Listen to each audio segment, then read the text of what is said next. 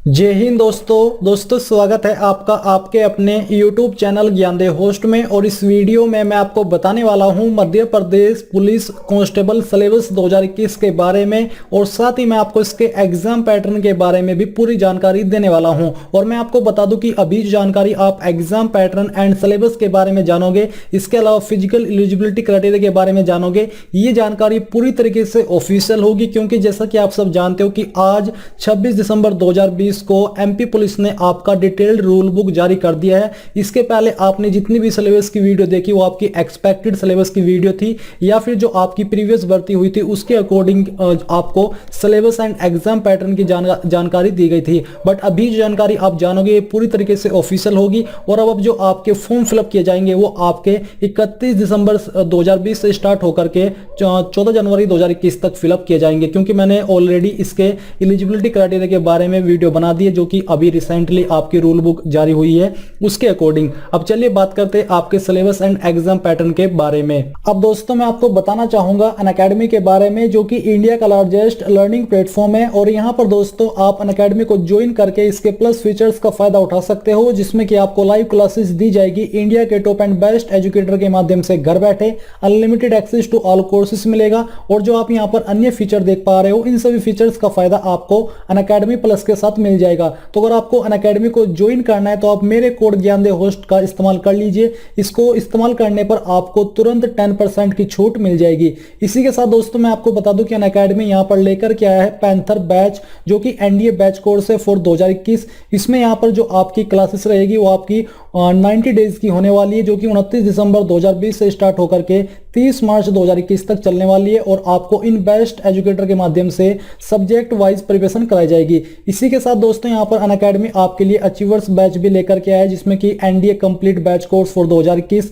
ये भी आपकी 90 डेज तक चलने वाली है, और ये आपकी 23 दिसंबर 2020 से स्टार्ट होकर के 23 मार्च 2021 तक चलने वाली है। किस सब्जेक्ट की प्रिपरेशन आपको किस एजुकेटर के द्वारा कराई जाएगी उसकी जानकारी आप यहाँ पर देख सकते हो। तो दोस्तों अगर आप NDA, air force, group X and Y, navy का सब्सक्रिप्शन लेना चाहते हो तो आप यहाँ पर 12 मंथ का प्लान 8,000 रुपए में ले पाओगे। बट अगर आप मेरे कोड ज्ञानदेव होस्ट का इस्तेमाल करोगे तो आपको तुरंत 10% की छूट मिल जाएगी, और वो आपको सभी प्लान के अंदर दी जाएगी 10% की छूट। तो इसको ज्वाइन करने से पहले आपको मेरे कोड ज्ञानदेव होस्ट का इस्तेमाल कर लेना है। इसी के साथ दोस्तों अगर आप अपनी प्रिपरेशन और भी बेहतर करना चाहते हो, और वो भी फ्री में, तो आपको क्या करना है, आपको अनअकैडमी लर्निंग ऐप को डाउनलोड करना है। वहां पर आपको अपना गोल एनडीए एयरफोर्स सेलेक्ट कर लेना है। इसके बाद आपको टेस्ट सेक्शन में जाना है, और फिर आपको ज्वाइन क्विज के ऊपर क्लिक करके मेरी क्विज आईडी डाल करके क्विज के अंदर ज्वाइन हो जाना है। इसमें आप यहां पर अपनी प्रिपरेशन को बेहतर कर सकते हो, और इसके लिए आपको कोई चार्ज भी पे करने की आवश्यकता नहीं है। ये पूरी तरीके से फ्री है। तो जल्दी से जाइए अनअकैडमी लर्निंग ऐप को डाउनलोड कर लीजिए। इसके अलावा जो वीडियो के डिस्क्रिप्शन में लिंक्स दिए हैं उनका इस्तेमाल करके आज ही इन बैच को ज्वाइन कर लीजिए। तो यहाँ पर दोस्तों अभी जो आप वीडियो में देख पा रहे हो ये आपका ऑफिशियल नोटिफिकेशन है, यानी कि कंप्लीट रूल बुक है। तो सबसे पहले एग्जाम पैटर्न एंड सिलेबस की जानकारी जानने से पहले आप ये जान लीजिए कि किस डेट में आपका एग्जाम होने वाला है। तो यहाँ पर परीक्षा दिनांक व दिन जो आपका तय किया गया है आपका 6 मार्च 2021 से प्रारंभ, यानी कि 6 मार्च 2021 से आपके एग्जाम होने स्टार्ट हो जाएंगे। आपको यहाँ पर जो आपकी टाइम टेबल है एग्जाम की उसके बारे में भी जानकारी दी गई है। तो यहाँ पर दोस्तों जो आपके एग्जाम किए जाएंगे ये आपके 2 शिफ्ट के अंदर किए जाएंगे। जो आपकी पहली शिफ्ट है ये आपके जो रिपोर्टिंग टाइम का समय है, यानी कि आपको जहां पर एग्जाम सेंटर पर पहुंचकर जिस टाइम के अंदर रिपोर्ट करना है वो आपका सुबह 7 से 8 बजे होने वाला है। और जो आपको एग्जाम पेपर के अंदर निर्देश पढ़ने के लिए समय दिया जाएगा वो आपको 10 मिनट का दिया जाएगा, जो कि 8:50 से 9 बजे तक होने वाला है। इसके अलावा जो आपको जो क्वेश्चन के आंसर है वो करने के लिए समय दिया जाएगा वो आपको 2 घंटे का दिया जाएगा, यानी कि 9 बजे से 11 बजे तक आप ये कर सकते हो। और जो आपकी सेकंड शिफ्ट है ये आपकी दोपहर 1 बजे से 2 बजे तक बेसिकली आपको रिपोर्ट करना है, और 2:50 से आपको 3 बजे तक का पेपर को रीड करने का समय दिया जाएगा। फिर 3 बजे आपका पेपर स्टार्ट हो जाएगा, यानी कि सेकंड शिफ्ट आपकी मेनली 3 बजे स्टार्ट होगी और 5 बजे तक चलेगी, यानी कि आपको ये करने के लिए 2 घंटे का समय दिया जाएगा। अब यहाँ पर दोस्तों आपने इसके बारे में जान जान लिए। अब बात करते हैं आपके एग्जाम पैटर्न के बारे में। तो आप यहाँ पर देख लीजिए कि किस पेज के अंदर आपको किसकी जानकारी दी गई है। मैं आपको ऑफिशियल नोटिफिकेशन से जानकारी इसलिए कंफर्म करा रहा हूँ ताकि आपके मन में कोई भी डाउट न रहे एग्जाम पैटर्न एंड सिलेबस को लेकर के। तो चलिए हम यहाँ पर जो इसका आपका रूल बुक का 36 पेज है इसके ऊपर आते हैं और जो यहाँ पर जानकारी दी गई है उसके अकॉर्डिंग बात कर लेते हैं।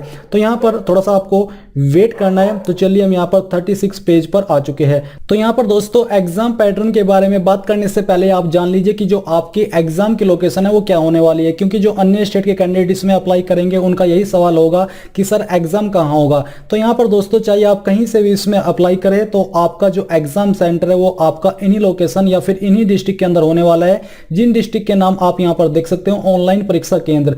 और जो आपका एग्जाम का तरीका रहेगा यह भी आपका ऑनलाइन रहेगा, यानी कि कंप्यूटर बेस्ड एग्जाम होगा न कि ऑफलाइन। तो आपने इसके बारे में जानकारी जान ली है। इसके अलावा आपको किन पॉइंट्स का ध्यान रखना है जिस दिन आपका एग्जाम होगा उसके बारे में आपको यहाँ पर टिप्स दिए गए हैं। आपको इन सभी को रीड करके इनको फॉलो करना होगा। अब यहाँ पर दोस्तों बात करते हैं आपके रिटन एग्जाम के पैटर्न के बारे में। तो यहाँ पर आप देख लीजिए लिखित परीक्षा का पाठ्यक्रम आपको बोला है। लिखित परीक्षा में प्रथम प्रश्न पत्र होगा जिसका योग 100 अंकों का निम्नानुसार होगा, यानी कि जो आपके फर्स्ट पेपर होगा इसमें आपके टोटल 100 नंबर होंगे जिसके लिए आपको 100 क्वेश्चन दिए जाएंगे।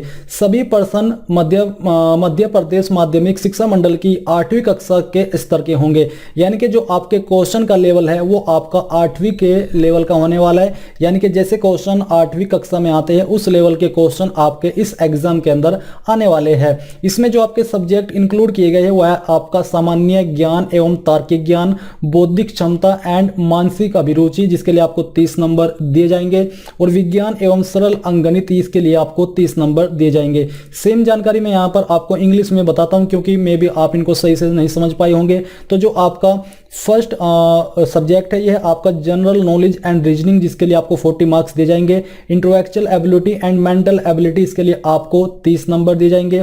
फिर साइंस एंड सिंपल अर्थमेटिक इसके लिए आपको 30 नंबर दिए जाएंगे। मैं आपको सिलेबस यहाँ से थोड़ा बाद में कंफर्म कराऊंगा, पहले एग्जाम पैटर्न के बारे में थोड़ा और डिटेल्ड में बात कर लेते हैं।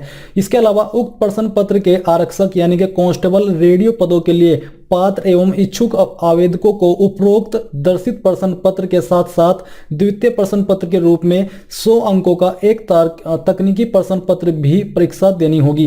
बेसिकली जो आपकी कांस्टेबल जीडी की पोस्ट है उस पर आपका पेपर 1 होगा, और जो कैंडिडेट कांस्टेबल रेडियो की पोस्ट पर अप्लाई करेंगे इनको यहाँ पर एक और पेपर देना होगा जो कि आपका 100 नंबर का ही रहेगा जिसके लिए आपके 100 क्वेश्चन आएंगे, और ये आपका तकनीकी प्रश्न पत्र होगा जो कि आपको बेसिकली देना है, यानी कि उनके 2 पेपर होंगे जिसका पाठ्यक्रम अध्याय फर्स्ट की कंडिका 1 पॉइंट इसके अंदर दिया गया है, यानी कि उसके अंदर क्या सिलेबस आएगा ये आपको यहाँ पर बोला है। तो यहाँ पर दोस्तों आपको जो बोला है कि जो आपकी कांस्टेबल रेडियो की पोस्ट है उस पर जो आपका सेकंड पेपर है उसका जो पाठ्यक्रम है वो इन्होंने 1.13 की जो कॉलम है इसके अंदर जानकारी दी है कि कैसा आपका पाठ्यक्रम होने वाला है। बेसिकली ये कॉलम आपका शैक्षणिक क्वालिफिकेशन का यानी कि जो आपकी क्वालिफिकेशन है उसका है। तो इसमें बेसिकली यही है कि जो आपकी कांस्टेबल रेडियो की पोस्ट है इस पर अप्लाई करने के लिए आपसे जो क्वालिफिकेशन मांगी है वो 12वीं है। 12वीं के अलावा आपसे यहाँ पर जो ITI है वो मांगी है, इनमें से किसी एक डिसिप्लिन में या फिर डिप्लोमा मांगा है।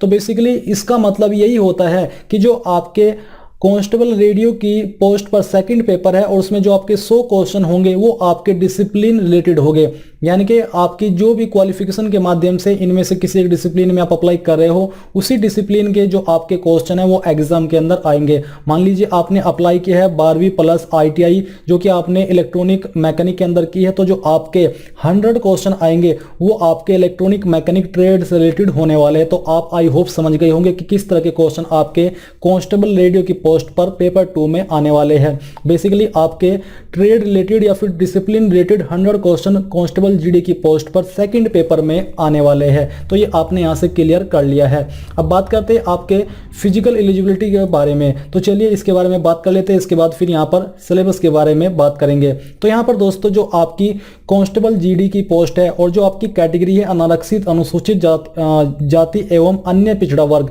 इनके लिए मेल में जो आपकी हाइट है वो आपकी 168 सेंटीमीटर है और चेस्ट बिना फुलाई 81 सेंटीमीटर है, फुला करके 86 है जिसमें कि 5 सेंटीमीटर सेंटीमीटर का फुलाव जरूरी है। इसके अलावा जो फीमेल कैंडिडेट है यही कैटेगरी की कांस्टेबल जीडी की पोस्ट पर अप्लाई करने वाली, इनके लिए जो हाइट रखी गई है वो 155 सेंटीमीटर है और जो चेस्ट का माप है वो लागू नहीं होगा, यानी कि चेस्ट का माप फीमेल का नहीं लिया जाएगा। फिर जो आपकी दोस्तों कांस्टेबल जीडी की पोस्ट है और जो अप्लाई करने वाले कैंडिडेट है वो अनुसूचित जनजाति से है, इनमें मेल के लिए हाइट कम से कम 160 सेंटीमीटर रखी है और फीमेल में 155 सेंटीमीटर है। और जो चेस्ट है मेल कैंडिडेट की वो 76 सेंटीमीटर बिना फुलाई और फुला करके 81 सेंटीमीटर हो जानी चाहिए। 5 सेंटीमीटर का फुलाव यहाँ पर भी जरूरी है, बट इनको काफी छूट दी गई है अन्य कैटेगरी के मुकाबले। तो ये आपने यहाँ पर क्लियर कर लिया है। इसके अलावा यहाँ पर आपको कुछ और इंस्ट्रक्शन दिए जो कि आपको यहाँ पर रीड कर लेने के किसके तहत आपको क्या यहाँ पर छूट हाइट के अंदर दी जा रही है। अब बात करते हैं दोस्तों फिजिकल एलिजिबिलिटी के बारे में। तो यहाँ पर दोस्तों इसको हिंदी में शारीरिक प्रवीणता टेस्ट बोलते हैं, जिसमें कि बोला है कि शारीरिक प्रवीणता परीक्षा 3 विधाओं जिसमें कि 800 मीटर दौड़, गोला फेंक एवं लंबी कूद में संपन्न की जाएगी और ये आपकी क्वालिफाइंग नेचर की रहेगी, यानी कि इसमें आपको कोई नंबर प्राप्त नहीं करनी है, बस आपको इसमें क्वालिफाई होना है। नंबर आपको सिर्फ रिटन एग्जाम के अंदर ही प्राप्त करने होंगे और जो आपका सबसे पहले होगा वो आपका रिटन एग्जाम ही होगा, उसके बाद आपका फिजिकल टेस्ट होगा। तो यहाँ पर दोस्तों जो आपकी कांस्टेबल जीडी की पोस्ट है उस पर अप्लाई करने वाले कैंडिडेट के लिए क्या रहेगा वो आप देख लीजिए। तो यहाँ पर जो आपकी पोस्ट का नाम दिया गया है, इसमें दोस्तों 800 मीटर दौड़ में सफल होने हेतु जो आपकी टाइम लिमिट है वो आपकी 2 मिनट 45 सेकंड है। इसके अलावा जो यहाँ पर आपकी गोला फेंक में सफल होने के लिए टाइम लिमिट है, जो एलिजिबिलिटी है वो है आपकी 19 फीट, गोले का वजन आपका 7.26 किलोग्राम रहेगा, यानी कि 19 फीट आपको कम से कम फेंकना होगा और इसका वजन आपका 7.26 किलोग्राम होने वाला है। लंबी कूद में आपको कम से कम 13 फीट कूदना होगा। और जो आपकी आरक्षक जीडी की पोस्ट है जिसमें कि महिला और होमगार्ड कैंडिडेट है वो यहाँ पर 800 मीटर की दौड़ 4 मिनट के अंदर पूरी कर सकते हैं, उनको यहाँ पर इसमें बेसिकली 4 मिनट का समय दिया गया है। और जो आपका गोला फेंक है इसमें आपको 15 फीट फेंकना होगा और वजन आपका 4 किलोग्राम रहेगा। 10 फीट की आपको लंबी कूद लगानी होगी। जो भूतपूर्व सैनिक है और होमगार्ड सैनिक है इनके लिए क्या टाइम लिमिट है वो भी आप यहाँ पर देख सकते हो। फिर आती है आपकी कांस्टेबल रेडियो की पोस्ट, इस पर जो आपको 800 मीटर की दौड़ लगानी है वो यहाँ पर दोस्तों आरक्षक रेडियो समस्त श्रेणी यानी कि सभी कैटेगरी के उम्मीदवार या फिर कैंडिडेट, इनको यहाँ पर 2 मिनट 45 सेकंड का समय दिया जाएगा और जो गोला फेंकना है वो 19 फीट ही फेंकना है और इसमें आपका वजन 7.26 किलोग्राम ही 260 किलोग्राम ही रहने वाला है। लंबी कूद 12 फीट की रहेगी। आरक्षक रेडियो जो कि आपकी सभी कैटेगरी की फीमेल है इनके लिए 4 मिनट का समय है 800 मीटर की दौड़ पूरी करने के लिए। 15 फीट गोला फेंकना होगा, वजन 4 किलोग्राम रहेगा और 10 फीट की आपको लंबी कूद लगानी होगी। और जो अन्य कैटेगरी है जैसे कि भूतपूर्व सैनिक और होमगार्ड, इनके लिए यहाँ पर जो है वो आप देख सकते हो। इसके अलावा दोस्तों जो यहाँ पर है 800 मीटर दौड़ हेतु 1 अवसर तथा लंबी कूद एवं गोला फेंक हेतु 3 अवसर प्रदान किए जाएंगे, यानी कि जो आपकी दौड़ है इसमें आपको सिर्फ एक ही मौका दिया जाएगा। अगर आपने फर्स्ट मौके के अंदर इसको क्लियर कर लिया तो ठीक है, नहीं तो आपको वहीं से बाहर कर दिया जाएगा। बट जो आपकी अन्य है 2 राउंड जो कि आपका गोला फेंक है और लंबी कूद है, इसमें आपको 3 चांस दिए जाएंगे। अगर आप सेकंड चांस में फेल हो जाते तो आप थर्ड में हो सकते हो, बट 3 से ज़्यादा आपको चांस नहीं दिए जाएंगे। और जो आपकी परीक्षा की जो रिटन टेस्ट है उसकी जानकारी मैं आपको बेसिकली दे चुका हूं। अब चलिए बात करते हैं सिलेबस के बारे में। तो यहां पर बेसिकली आप जान लीजिए कि जो आपका सिलेक्शन है वो आपका written test, physical proficiency test, trade और ड्राइविंग टेस्ट के द्वारा कराया जाएगा। और इसमें पहले आपका रिटन टेस्ट होगा, फिर आपका फिजिकल प्रोफिशिएंसी टेस्ट होगा, इसके बाद आपका ट्रेड टेस्ट होगा, ड्राइविंग आपका नहीं होगा। फिर आपका जो आता है मेन पॉइंट एग्जाम के बारे में अभी आप यहाँ पर फिर से क्लियर कर लीजिए। पेपर 1 आपका 100 मार्क्स का रहेगा सभी पोस्ट के लिए। पेपर 2 आपका 100 मार्क्स के लिए ही रहेगा, जो कि आपकी पोस्ट है जो कि मैंने आपको बताई है वो आपने यहाँ पर जान ली है। इनके अंदर कोई भी निगेटिव मार्किंग नहीं होने वाली है, ना पेपर 1 के ना पेपर 2 के। अब आता है आपका सिलेबस। तो जो आपका पहला सब्जेक्ट है जनरल नॉलेज एंड रीजनिंग, जिसके लिए आपको 40 मार्क्स दिए जाएंगे पेपर 1 में, जो कि 8 स्टैंडर्ड लेवल का होने वाला है। इसमें बोला है कि main general knowledge of Madhya Pradesh, major wildlife sanctuary and national park, major rivers, irrigation planning, major tourism, forts, palaces, ancient notable and natural palaces, caves, mausoleum, etc. Major personalities of Madhya Pradesh, political, sportsman, artist, administrations, author, literature, social worker, etc. यानी कि जो आपकी major personalities है उसके अंदर इन सभी के ऊपर आपको फोकस रखना होगा। Question will be asked from analogies, similarities and differences, spatial visualisation, spatial orientation, problem solving, analysis, judgement, decision making, visual memory, discriminations, observation, relationship concept, arithmetic reasoning, verbal and figure classification, arithmetical number series, non verbal series, coding and decoding, statement, conclusion, syllogistic reasoning, etc. ये आपका पूरा इसका subject का syllabus होने वाला है। Basically ये कि जो आपके क्वेश्चन आएंगे इस सब्जेक्ट से वो आपके इन टॉपिक से तैयार किए जाएंगे। तो बेसिकली अगर आपको इस सब्जेक्ट को क्लियर करना है तो आपको इन टॉपिक्स को पढ़ना होगा जिनकी जानकारी अभी आपने यहाँ पर जानी है। फिर आता है आपका सेकंड सब्जेक्ट जो कि है intellectual ability and mental aptitude, जिसके लिए आपको 30 मार्क्स यानी कि 30 क्वेश्चन दिए जाएंगे। तो जिसमें आपके टॉपिक्स है वो है आपका Venn diagrams, drawing, inference, punched hole pattern, folding and unfolding, figural pattern, folding and completions, indexing, address matching, date and city matching, classification of center codes, roll numbers, small and capital letters, number coding, decoding and classification, embedded figures, critical thinking, emotional intelligence, social intelligence। अब दोस्तों आपका जो अगला subject है ये आपका science and simple arithmetic, जिसके लिए आपके 30 मार्क्स होंगे यानी कि 30 क्वेश्चन आपके एग्जाम के अंदर आएंगे। तो यहाँ पर आपको बोला है कि the question will be based on generally on physics of general standard like weight, mass, volume, refraction, transparency, law of motion and gravitation, etc. Chemistry जैसे कि chemical reaction, different acids, bases and gases, salt, metals and non-metals, chemical formula, balancing and their facts, etc. Biology में जैसे कि human body structure, bacterias and disease and there symptoms. तो यहाँ पर basically आपको बोला है कि साइंस में आपके इन तीनों से, इन टॉपिक से मेनली क्वेश्चन एग्जाम के अंदर आने वाले हैं। और जो आपका सिंपल अर्थमेटिक है वो यहाँ पर अलग से आपको दिया है कि question will be asked from simplification, average, percentage, time and work, area, profit and loss, simple and compound interest, time and speed, investment, HCF, LCM, problem on ages, bar graph, pictorial graph, pie chart and data interpretation, etc. इसमें आपके English और हिंदी से कोई question नहीं आएंगे, जैसे कि mainly subject से जो आपके क्वेश्चन होंगे वो इन्हीं सब्जेक्ट से होने वाले हैं। पेपर 2 के बारे में आपको जानकारी दी जा चुकी है, जो कि आपको आपके ट्रेड रिलेटेड और डिसिप्लिन रिलेटेड क्वेश्चन एग्जाम के अंदर देखने को मिलेंगे। यहाँ पर आप फिजिकल प्रोफिशिएंसी टेस्ट की जो जानकारी है वो इंग्लिश के अंदर कंफर्म कर सकते हैं। और यहाँ पर बेसिकली आपने MP police constable, GD and radio syllabus 2021 and exam pattern के बारे में कंप्लीट जानकारी जान ली है। अगर आपका कोई भी डाउट है exam pattern, syllabus, physical eligibility को लेकर के तो आप मुझे कमेंट करके पूछ सकते हैं। मैं कोशिश करूंगा कि आपको जितना जल्दी हो सके आंसर कर सकूं। एंड इस वीडियो के लास्ट में आपसे बस यही कहना चाहूंगा कि आप इस वीडियो को लाइक, शेयर और साथ ही साथ आपके अपने यूट्यूब चैनल ज्ञानदेव होस्ट को सब्सक्राइब करके बेल के आइकन को ऑन कर ले, ताकि आपको आगे आने वाली वीडियोस के नोटिफिकेशन सबसे पहले मिल पाए। जय हिंद दोस्तों।